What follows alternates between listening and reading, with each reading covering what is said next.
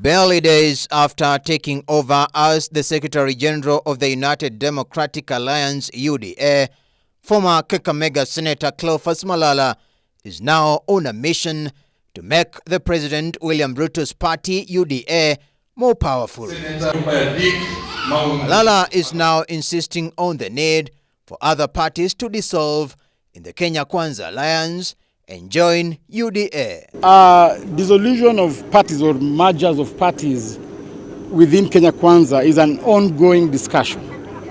It's a discussion that is not cast on stone. It's a suggestion that has been brought about by our party to ensure that we have a strategy towards winning the 2027 election.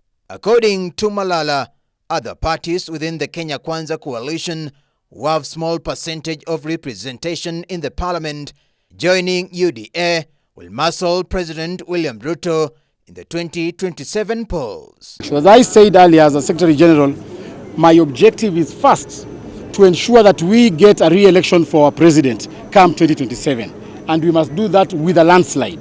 My second objective is to ensure that we have a super majority in parliament, that is both the Senate and the National Assembly, and in our respective 47 county assemblies. We want to have a supermajority in the Council of Governors, and therefore a journey of 1,000 miles begins with a step. However, Malala's move could be seen targeting Foreign Affairs CS Alfred Mutua, who is the Maendeleo Chapchap party leader, and the Speaker of the National Assembly Moses Wetangula, who is the leader of Food Kenya Party. It is not viable to run a party with 3 members of parliament. It is not viable, politically viable, to run a party with 10 MCAs. It is not even economically viable to have a party that you're running, and yet, even as a party leader, the member of parliament that is representing you is a member of UDA. It doesn't make any political sense. Prime Cabinet Secretary Musalia Mudavadi left his leadership of the Amani National Congress ANC party to Lamu Governor Issa Timami, while Trade Cabinet Secretary Moses Kuria's Chama cha Kazi CCK has already started the process of folding to join UDA. We want to make it clear that Amani party is not going to fold. We are an independent party. We are part of the Kenya Kwanza coalition, and most importantly,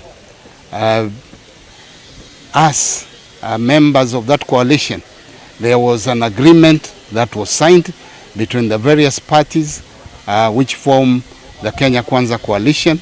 Mambo ya labda mwenye anapiga makelele akisema vyama vivunjwe, sasa si wakati wa kusema vyama vivunjwe. Sasa ni wakati wa Kenya wanatarajia viongozi ambao tulichaguliwa, rais, wabunge, governors to deliver. Kwa hivyo tunaomba mwenye anapiga makelele mambo ya vyama kuvunjwa, inafaa hiyo sio agenda kuu Mkenya anataka kusikia saa hii. Ninataka niambie wafuasi wetu wote katika taifa hili ya kwamba chini ya uongozi ya Governor Timami kama party leader, tuko kidete, tuko ngangari, wasiwe na wasiwasi. Ikijawapo sisi tunaunga serikali ya leo ambayo ilihona ule mkataba tuliweka kabla ya kura ya kuhakikisha ya kwamba aliyekuwa party leader wetu Honorable Musalia Mudavadi amekuwa waziri mkuu. The push for the parties to fold up is said to have been triggered by a constitutional provision requiring those appointed to the cabinet to resign as officials of the political parties. The law bars state officers from holding office in political parties. Only the president, deputy president, and MPs are exempted by the provision since they are elected through universal suffrage. It is not sensible to have the President of the Republic of Kenya chairing cabinet, having a party, and within his cabinet, we still have other small competing parties. I want to take this opportunity as the Secretary General of UDA to thank the Honorable CS Moses Kuria. I have had vast conversation with him for the last 1 week, and he has agreed to fold up his party. He is the first cabinet secretary to fold up his party and support His Excellency President William Ruto. And therefore, I'll be requesting his fellow cabinet secretaries this week, kindly fold your parties and join the ruling party, UDA. So we are saying that we must have a strategy.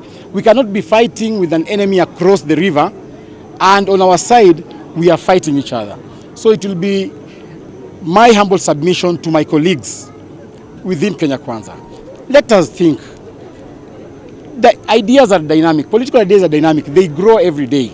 In the run-up to the 2022 August 9 polls, President William Ruto told parties that he wanted to work with him to fold up and join his UDA party before he finally bowed to pressure to form Kenya Kwanza alliance with the affiliate parties that backed his presidential election.